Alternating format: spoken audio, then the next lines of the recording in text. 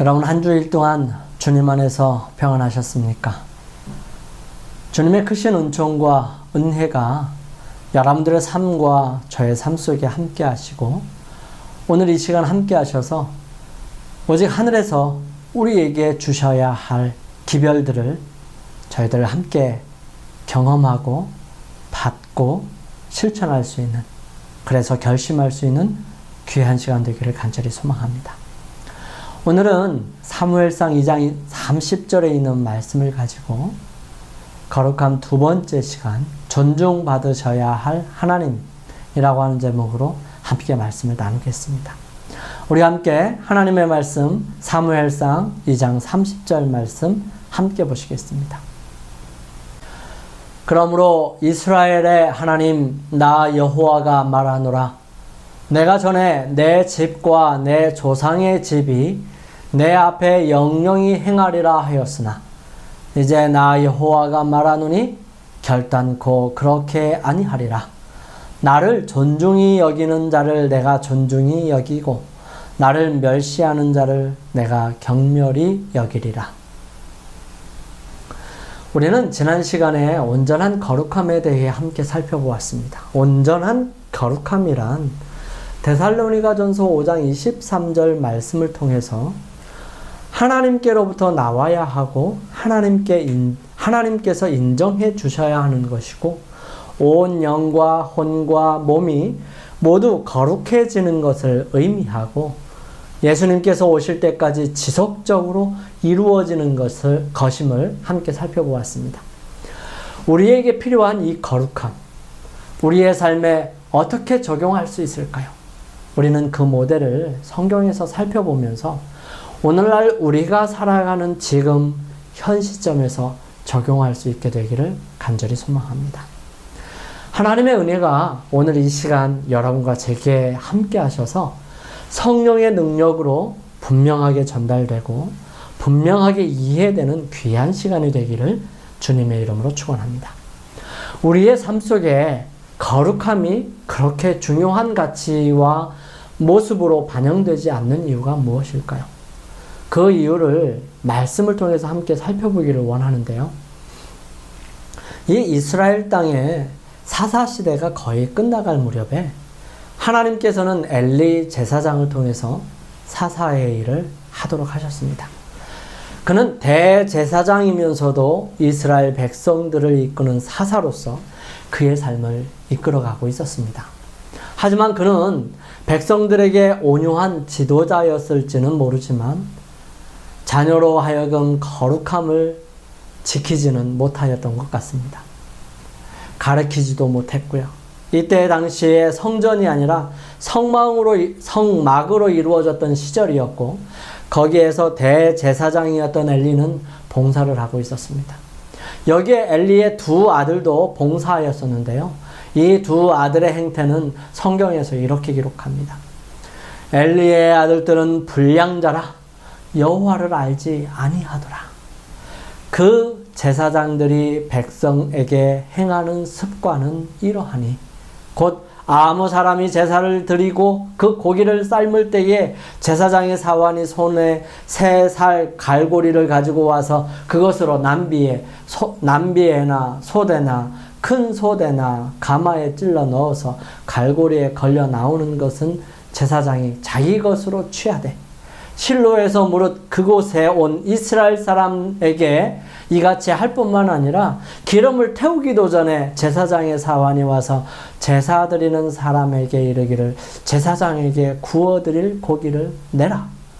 그가 내게 삶은 고기를 원치 아니하고 날 것을 원하신다 하다가 그 사람이 이르기를 반드시 먼저 기름을 태운 후에 내 마음에 원하는 대로 취하라 하면 그가 말하기를 아니라 지금 내게 내라. 그렇지 아니하면 내가 억지로 빼앗으리라 하였으니 이 소년들의 죄가 여호와 앞에 심히 크면 그들이 여호와의 제사를 멸시함이었더라. 엘리의 두 아들들은 이렇듯 막대먹은 아들이었습니다. 여기에 중요한 두 가지 동사는 여호와를 알지 아니하더라와 그들이 여호와의 제사를 멸시함이었더라입니다. 그 행태는 듣는 우리로 그리 즐겁지 않습니다. 눈살을 찌푸리게 하는 모습이죠. 그들의 모습이 여기에서 그치지 않고 오히려 경건하게 하나님께 경배드리고 성전에서의 일을 돕기 위해 온 사람들을 괴롭히고 심지어는 겁탈하는 일까지 하는 막대먹은 아이들이었습니다. 이런 소문을 들은 엘리는 자녀들에게 말합니다. 그들에게 이르되 너희가 어찌하여 이런 일을 하느냐? 내가 너희의 악행을 이 모든 백성에게 듣노라. 내 아들아 그리 말라. 내게 들리는 소문이 좋지 아니하니라. 너희가 여호와의 백성으로 범죄케 하는도다. 사람이 사람에게 범죄하면 하나님이 판결하시려니와 사람이 여호와께 범죄하면 누가 위하여 간과하겠느냐. 하지만 엘리의 아들들은 그 말을 듣지 않습니다. 이때에 하나님의 사람이 나타나서 엘리에게 말합니다. 오늘 우리가 살펴볼 내용은 바로 이 하나님의 사람이 전해준 말씀입니다. 사무엘상 2장 27절부터 36절에 있는 말씀인데요. 그 중에 30절 말씀만 함께 보시겠습니다. 그러므로 이스라엘 하나님 나 여호와가 말하노라. 내가 전에 내 집과 내 조상의 집에 내 앞에 영영히 행하리라 하였으나 이제 나 여호와가 말하노니 결단코 그렇게 아니하리라. 나를 존중히 여기는 자를 내가 존중히 여기고 나를 멸시하는 자를 내가 경멸히 여기리라. 여기에 하나님의 귀한 약속이 있습니다. 그러므로 이스라엘의 하나님 나 여호와가 말하노라. 내가 전에 내 집과 내 조상의 집이 내 앞에 영영히 행하리라 하였으나, 이것은 엘리 제사장뿐만 아니라 엘리가 속해 있는 이 아론의 집안에 주었던 하나님의 놀라운 축복이었습니다. 엘리가 수행하고 있었던 이 제사장직은 이스라엘 백성들이 가나안 땅에 들어오기 전에 광야 시내산에서 특별하게 구별하여 받은 레위 자손에게, 그것도 아론 자손에게 이어져 내려오는 제사장적인 직분이었습니다. 아론을 통해 이어지는 제사장 계통, 이 아론에게는 4명의 아들들이 있었습니다. 처음에는 이 아론과 그 아들들이 제사장으로 선별을 받을 때에 이 4 아들들이 다 있었죠. 하지만 광야에서 나답과 아비후는 술 취한 상태로 여호와의 성소에 다른 불을 가지고 들어가서 거기서 죽게 됩니다. 그리고 남은 엘르아살과 이다말이 그 일을 이어가게 되었는데요.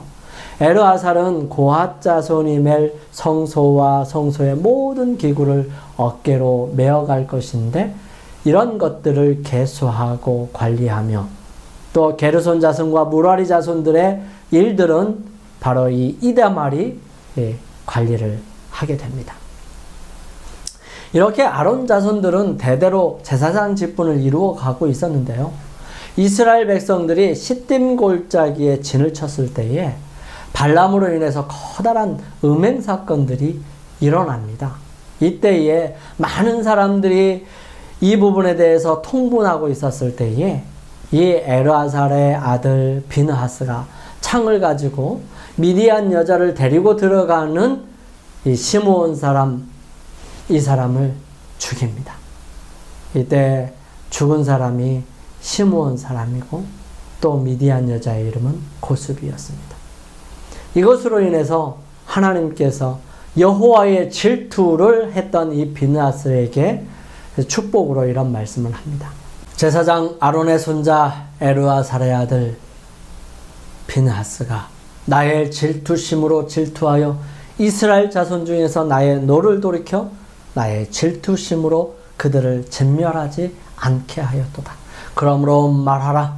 내가 그에게 나의 평화의 언약을 주리니 그와 그 후손에게 영원한 제사장 직분의 언약이라.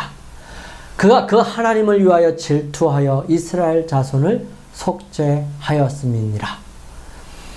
이 두 후손은 번갈아 가면서 대제사장의 직분을 담당하고 있었고, 이 제사장으로서의 봉사를 하고 있었는데, 특별히 40년 동안이나 사사 겸 대제사장으로 봉직하고 있었던 엘리는 이다말의 자손으로 알려져 있습니다. 특히 엘리에게 주어진 크나큰 특권, 이때의 엘리에게 주어진 특권은 사사이면서도 대제사장이었습니다. 그가 죽을 때 98세였으니까 약 58세 되던 때에 아마도 사사로 대제사장으로서의 봉사를 시작한 것으로 보입니다. 엘리는 이스라엘의 제사장인 동시에 사사였습니다. 그는 하나님의 백성 중에서 가장 높고 책임이 중한 지위를 차지하고 있었습니다. 엘리는 거룩한 제사장 직분과 최고의 재판권을 가지고 그 나라를 다스리도록 하나님의 택하심을 입은 자로서 본받아야 할 사람으로 추앙되고 이스라엘 모든 지파에게 큰 감화를 끼치고 있었다는 사실입니다. 그러나 엘리는 비록 온 백성을 다스리도록 임명을 받았지만 자기 가족들을 잘 다스리지는 못했습니다. 이 엘리는 아이들을 너무 귀여워하는 아버지였습니다. 평화와 안위를 사랑하는 그는 자녀들의 악한 습관과 정욕을 시정하는데 자기의 권위를 행사하지 않았던 것이지요. 그는 자녀들을 나무라거나 벌하기보다는 오히려 그들의 뜻에 굴복하여서 그들이 마음대로 하도록 방임하였던 것입니다. 그는 자녀들의 교육을 가장 중요한 책임 중에 하나로 여기지 않고 사소한 일처럼 취급하였습니다. 그는 가정의 일보다 성소의 일, 제사장의 일, 사사의 일을 더 중요하게 생각했었어요. 이스라엘의 제사장이요 사사인 이 엘리는 하나님께서 그의 보호 아래 두신 자기 자녀를 억제하고 다스려야 한다는 것을 잘 알고 있었습니다. 그러나 이 엘리는 이 의무를 이행하지 않았던 것이죠. 왜냐하면 그가 그의 아들들의 뜻을 거스리고 그들을 체벌하고 어떤 것을 거절해야 할 필요가 있었기 때문이었습니다. 이 엘리는 그의 이러한 태도가 얼마나 무서운 결과를 가져올지를 생각하지 아니하였어요.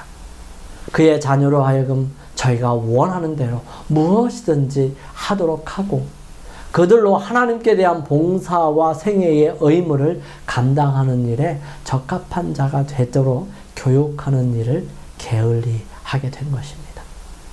하나님께서는 아브라함을 선택하고 그에게 복을 주신 이유를 이렇게 설명합니다. 내가 그로 그 자식과 건속에게 명하여 여호와의 도를 지켜 의와 공도를 행하게 하려고 그를 택하였나니 이는 나 여호와가 아브라함에게 대하여 말한 일을 이루려 함이니라.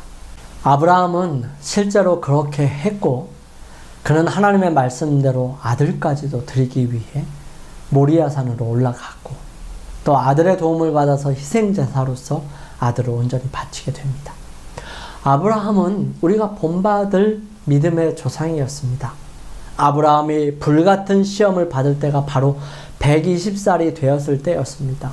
엘리는 그런 아이들을 방치하고 그저 귀여워함으로써 그 아들들은 하나님을 알지 아니하는 불황자가 된 것입니다.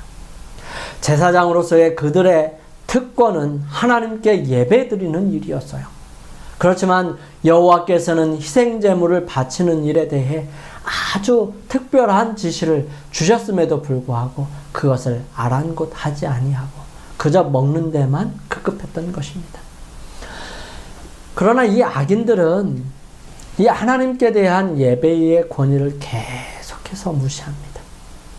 가장 엄숙한 방법으로 거행되어야 할 이 제사의 예법을 완전히 무시했던 것이죠.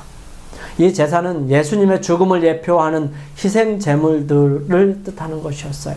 백성들의 마음속에서 오실 구세주에 대한 신앙을 보존하기 위해서 제정되었던 것입니다. 그러므로 그것들에 관한 여호와의 지시를 아주 엄격하게 준수하는 것이 매우 중요한 일이었습니다. 화목제물은 특별히 하나님께 대한 감사의 표현이었습니다. 이 제물 중에 기름 많은 번제단에서 불태워야 하였고요. 특정한 어떤 부위는 제사장들을 위하여 남겨두었지만 대부분은 제물을 바친 사람들에게 다시 돌려주어서 그들로 희생잔치를 베풀어서 저희 친구들과 함께 먹도록 하였던 것입니다. 그래서 모든 사람이 마음이 감사와 믿음으로 세상 죄를 지고 가실 크신 희생제물로 향하도록 했어야 했다는 사실입니다. 이런 모든 것을 하지 않았던 것이죠. 이러한 모든 일에 제사장으로서의 역할, 사사로서의 역할을 감당하는 엘리에게 주어진 것이었습니다. 그럼에도 불구하고 엘리는 98세까지 살았죠. 그 이유가 무엇이었을까요? 그에게 그때까지 하나님께서 은혜를 베풀었다는 사실입니다. 비록 법궤가 빼앗기고 홈리와 비느하스가 죽게 되었다는 소식을 들으면서 그에게 주어진 은혜와 베푸신 긍휼이 다했다는 사실을 인지하게 되었을 것입니다. 그에게 말씀하셨던 하나님께서 그 말씀을 이루신 것입니다. 하지만 제사장의 직분은 비느하스의 아들로 이어졌으며 또 다윗 때에 와서 엘리에셀의 자녀인 이 사독을 통해서 이어져 내려가고 이다말 즉 엘리의 후손인 이 다윗에게 골리앗의 칼을 줌으로써 죽게 된 이 아히멜렉의 아들 아비아달은 이 다윗과 함께 하다가 다윗이 죽고 난 다음에 솔로몬 편이 아닌 다윗의 다른 아들 아도니아의 편에 서면서 이 솔로몬이 그 가문을 파직하고 고향으로 내려가게 합니다. 그래서 엘리의 자손은 더 이상 대제사장으로서의 역할을 하지 못하게 되죠. 그러므로 엘리야살의 아들 비느하스에게 하신 하나님의 약속이 이루어지게 된 것입니다. 우리는 누구나 하나님의 약속 안에 살아가고 있습니다. 우리의 믿음은 이런 약속에 근거하여 살아가야 합니다. 여러분, 우리의 삶 속에 하나님의 약속을 근거를 두고 우리의 믿음을 그 약속에 의하여 살아갈 수 있게 되기를 간절히 소망합니다. 여러분, 어떠한 하나님의 약속을 근거로 오늘을 살아가십니까?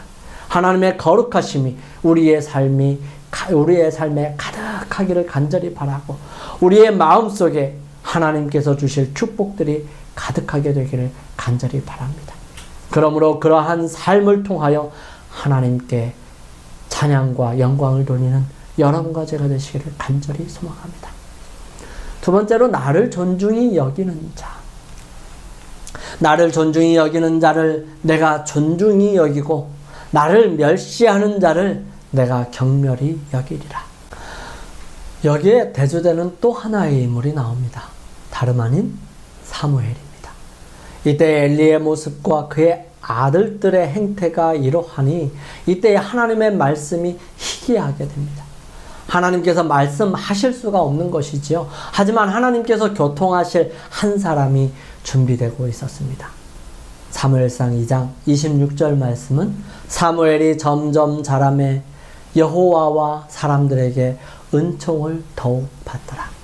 사무엘은 자신을 하나님의 종으로 여기고 그의 일을 하나님의 일이라고 생각했습니다. 그의 노력은 받으신 바 되었는데요. 이는 그의 노력이 하나님께 대한 사랑과 그분의 뜻을 행하려는 성실한 소망으로 이루어졌기 때문입니다.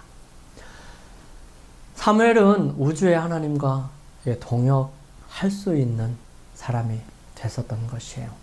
그리고 하나님께서는 그를 이스라엘을 위하여 큰 사업을 준비하기 위해 완수하기 위해 적합한 사람이 되도록 하셨습니다.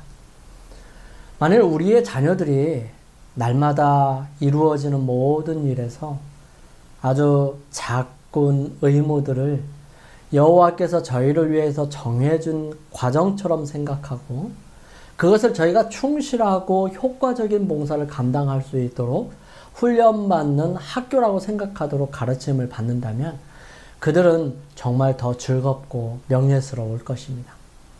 모든 의무를 죽게 하듯 하는 것은 가장 천한 일에도 매력을 줍니다. 지상의 일꾼들을 하늘에서 하나님의 뜻을 행하는 거룩한 자들과 연결시켜 주죠. 현세에서 성공하고 내세를 얻는 데에 성공하는 것은 작은 일을 충실히 하고 양심적으로 돌보는 데 달려 있습니다. 하나님의 작품에는 큰 일뿐만 아니라 작은 일에서도 완전함이 나타나 있습니다. 세계를 허공에 다신 손은 섬세한 솜씨로 들의 백화파를 만드신 손입니다. 하나님께서 당신의 영역에서 완전하신 것처럼 우리도 우리 영역에서 완전해야 합니다. 튼튼하고 아름다운 균형 잡힌 품성의 건물은 각자가 자기의 의무를 수행하는 행위로 건축되게 되는 것이지요. 우리의 생애는 큰 일에서 뿐만 아니라 이 작은 일 하나하나에서도 충실함이 그 특징이 되어야 합니다. 작은 일을 충성스럽게 하고 친절하게 수행하면 인생길은 즐거워질 것입니다. 지상에서 우리의 사업이 끝날 때 이 작은 의무들 하나하나마다 결코 소멸될 수 없는 선한 가마력이 끼쳤음이 판명될 것입니다. 어느 날 사무엘이 잠을 자려고 할 때 누군가 사무엘을 부르는 소리를 들었습니다. 사무엘이 아직 여호와를 알지 못하고 여호와의 말씀도 아직 그에게 나타나지 아니한 때라. 사무엘은 벌떡 일어나 엘리에게로 갑니다. 엘리는 부르지 않았다고 하면서 다시 잠자리에 들라고 합니다. 이렇게 하기를 3번 하고 나니까 엘리는 말합니다. 예, 사무엘에게 이르되 가서 누웠다가 그가 너를 부르시거든 내가 말하기를 여호와여 말씀하옵소서 주의 종이 듣겠나이다 하라. 이에 사무엘이 가서 자기 처소에 누우니라. 다시 여호와께서 사무엘을 부르셨고 사무엘에게 여호와께서 말씀하십니다. 내가 그 집을 영영토록 심판하겠다고. 그에게 이른 것은 그의 아는 죄악을 인함이니 이는 그가 자기 아들들이 저주를 자청하되 금하지 아니하였음이니라. 하나님께서는 사무엘에게 다시 한번 엘리에게 경고와 기별을 주시는 것입니다. 아침에 일어나 엘리는 사무엘에게 묻고 사무엘은 머뭇거리다가 엘리의 요청으로 하나도 숨기지 않고 다 말합니다. 이때의 엘리의 반응은 어떠했을까요? 여호와의 선하신 뜻대로 이루어질 것이다 라고 얘기합니다. 그러나 엘리는 참된 회개의 열매를 나타내지 아니하였습니다. 그는 자기의 죄를 자복했지만 그 죄를 포기하지는 않았어요. 여러 해 동안 여호와께서는 당신의 무서운 형벌을 지체하셨습니다. 묶어두셨어요. 이 여러 해 동안의 과거의 실패를 속할 수 있는 많은 일을 할 수 있었습니다. 그러나 이 노령의 제사장은 여호와의 성소를 더럽히고 무수한 이스라엘 백성들을 멸망으로 인도하는 죄악들을 시정하기 위한 아무런 효과적인 조치를 하지 않았다는 것입니다. 하나님의 오래 참으심은 홈리와 비느하스로 하여금 저희 마음을 굳게 하고 여전히 대담하고 담대히 죄를 범하게 하였습니다. 엘리는 자기의 집에 대한 경고와 책망의 기별을 온 국민에게 알렸어요. 이 방법으로 그는 자기의 과거의 태만이 끼친 악한 가마를 어느 정도 막아보고자 했었습니다. 그렇지만 그 경고를 제사장들이 무시한 것처럼 백성들도 무시했습니다. 이스라엘 나라에서 공공연하게 행하여지는 죄악에 대하여 잘 알고 있는 인근 국가 백성들 역시 그들의 우상 숭배와 범죄를 전보다 더 대담하게 감행했던 것입니다. 그들은 만일 이스라엘 백성들이 성실을 유지했더라면 그들이 느끼게 되었을 저희의 죄의 흉악함을 느끼지 않았습니다. 그렇지만 이 보응의 날은 다가오고 있었던 것입니다. 하나님의 심판의 날이 다가오고 있었던 것이죠. 하나님의 권위가 무시되고 하나님께 대한 예배가 태만히 여김과 멸시를 당했으므로 하나님께서는 당신의 성호와 영광을 유지하기 위하여 당신께서 직접 개입할 필요를 느끼셨던 것이죠. 하지만 사무엘에게 하나님께서는 어떻게 하셨을까요? 성경은 이렇게 기록합니다. 사무엘이 자라매 여호와께서 그와 함께 계셔서 그 말로 하나도 땅에 떨어지지 않게 하시니 단에서부터 브엘세바까지의 온 이스라엘이 사무엘은 여호와의 선지자로 세우심을 입은 줄을 알았더라.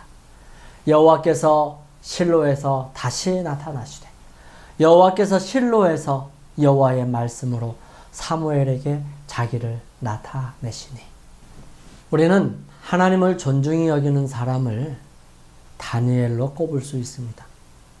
그의 형편은 나라를 잃고 포로로 잡혀온 신세였습니다. 그는 사람이 지혜로우신 하나님과 연합할 때 어떤 사람이 될 수 있는지에 대한 아주 뚜렷한 모본이었습니다. 이 하나님의 거룩한 사람에 대한 짤막한 기사는 지금 오늘날의 시험과 시련을 견디도록 부름을 받게 될 수없이 많은 사람들을 격려하기 위하여 기록되어 남아있는 것입니다. 다니엘과 세 친구들은 포로 중에서 특별히 선발되어서 여러 가지 교육을 받게 될 것이었습니다. 그들에게는 바벨론이 제공할 수 있는 최고의 대우가 주어졌어요. 그들의 교육 환경과 식생활, 그리고 재능과 능력을 위한 제반적인 모든 것이 그들에게 주어졌던 것입니다. 그들에게 제공된 것에는 먹지 못할 부정한 짐승과 우상에게 경배한 수많은 음식들이 있었습니다.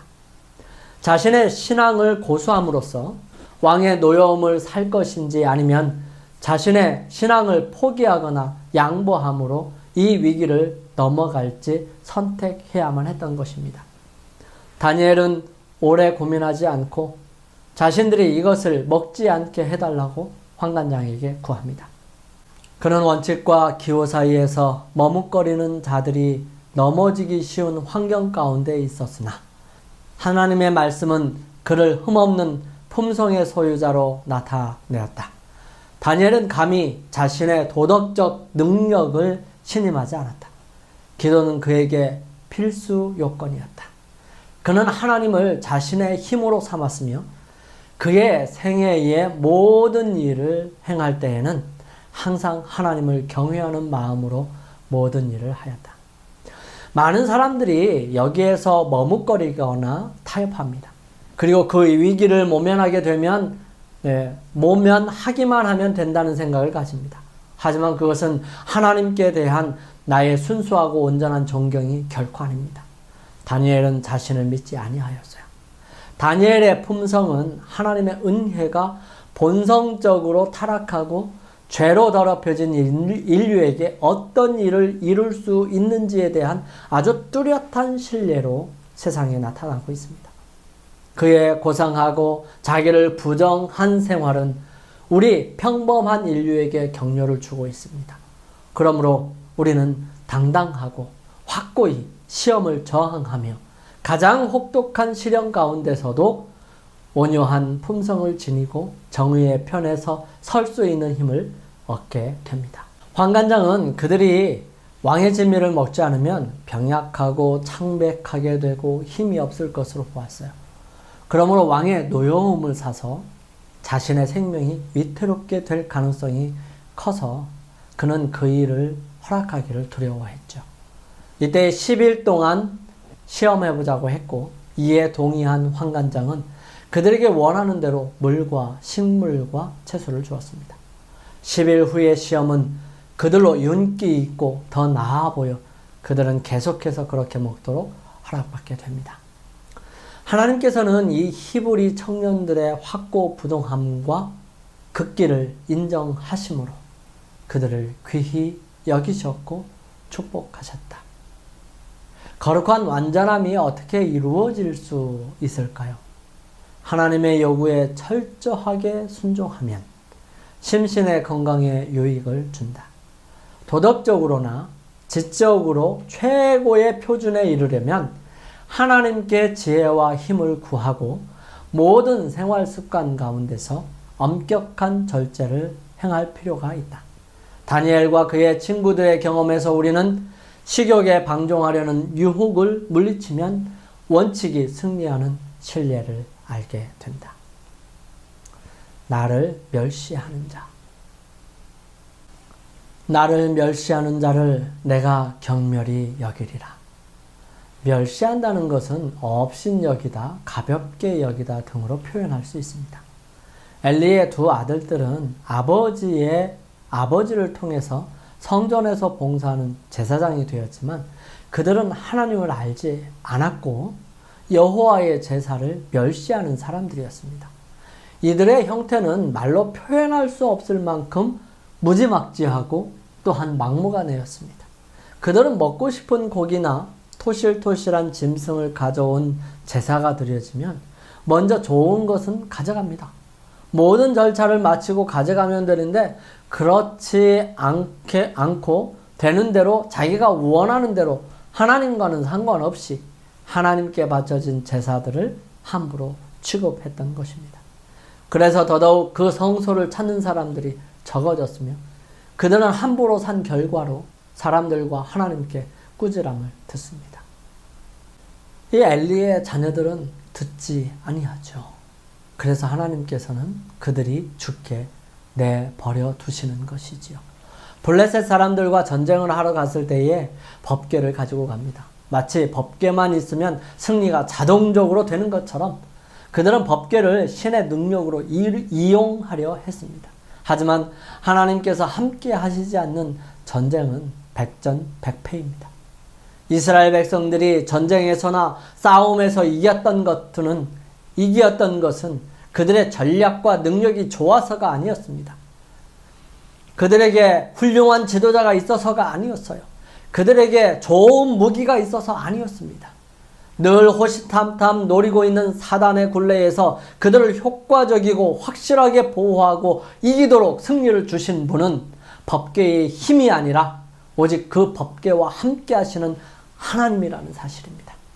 하나님 앞에 함부로 하면서도 하나님께서 함께 하시기를 바랄 수 있을까요? 엘리의 자녀들은 자신들의 잘못된 생각들이 고쳐져야만 했지만 그들은 고쳐지지도 않고 말을 듣지도 고치려고 노력하지도 필요성도 느끼지 못하는 망난이었습니다. 결국 전쟁은 이스라엘의 철저한 패배로 이스라엘 백성들은 이제 블레셋의 지배를 받게 된 것입니다. 엘리는 그 지위 때문에 그의 가마는 보통 사람들의 가마보다 더욱 널리 퍼졌습니다. 그의 가정생활은 온 이스라엘 백성들이 모방하였죠. 엘리의 태만하고 안위를 사랑하는 생활 태도의 해로운 결과는 그의 모본을 따라 이루어진 무수한 가정에서 볼 수 있었습니다.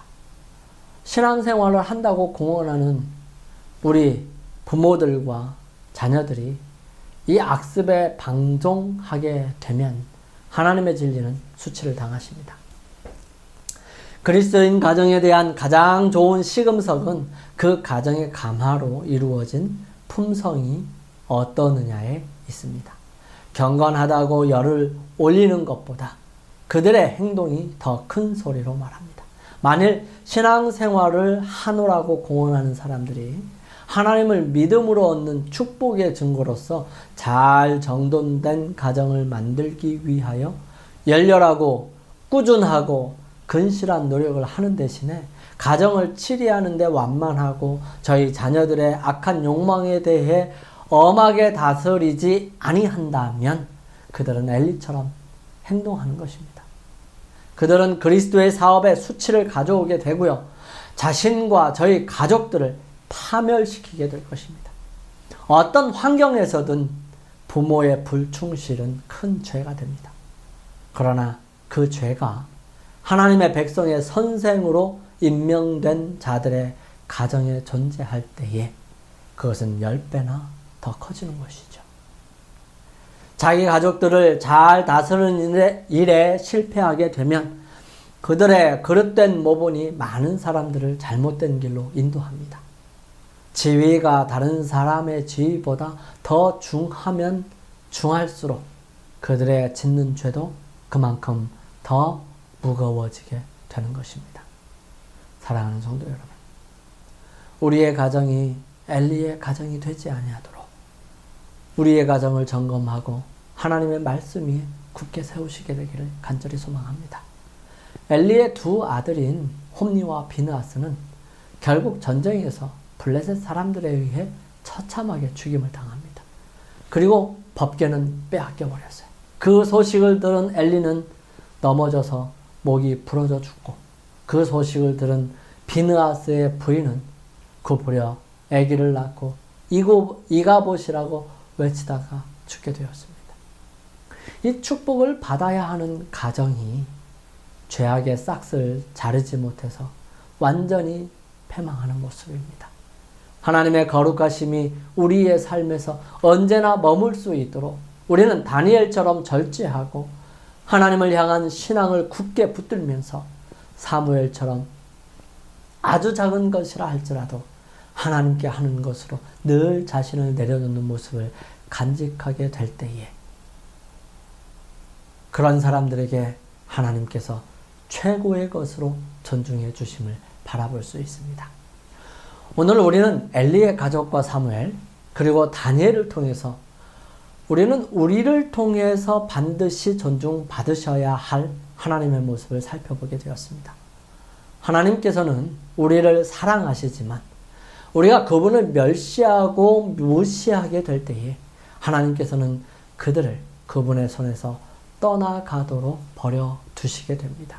그 결과는 멸망이며 결코 좋은 모습이 될 수 없음을 보게 됩니다. 우리의 삶을 통해서 온전히 공경하고 마땅히 겸손하고 순종하는 마음으로 그분 앞에 머리 숙여 경배드리는 사람으로 하나님의 말씀에 온전히 순종하고 반응하는 여러분과 저가 되시기를 간절히 소망합니다. 우리 함께 결심하시면서 기도드리기 위해 머리를 숙이시겠습니다. 하나님의 약속이 우리로 더욱 하나님께 가까이 나아가는 능력이 되도록 늘 순종하며 겸손하게 하소서. 온전히 존중함으로 자신을 낮추고 작은 일에도 사무엘처럼 죽게 하듯 하며 내 생각과 기준에서 하나님의 원하시는 데까지 온전히 순종함으로 마음을 나타낼 수 있게 하소서. 멸시하는 것이 아닌 우리 자신을 살피도록 더욱 주님의 자녀로서의 삶을 살게 하소서.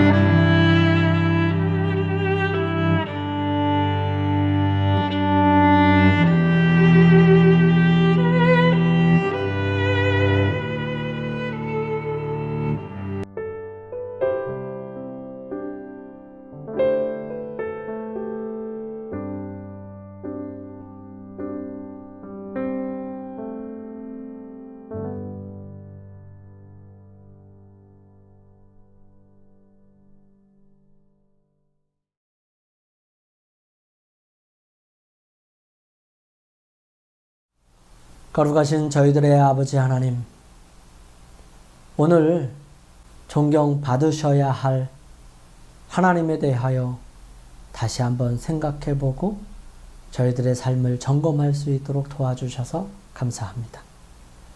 사랑의 아버지 하나님, 엘리처럼 자녀들에 대하여 방임하지 아니하도록 도와주시고 엘리의 자녀들처럼 막무가내로 자기 뜻대로 살아가지 않도록 축복하여 주시옵소서.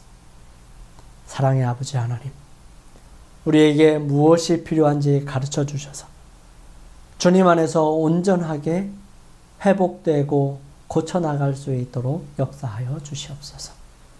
그러므로 저희들의 삶을 통하여 오직 하나님께 경배를 드리며 또 존경하며 살아갈 수 있도록 도와주시고 저희들의 마음속에 늘 하나님을 존중하며 살게 하여 주시옵소서.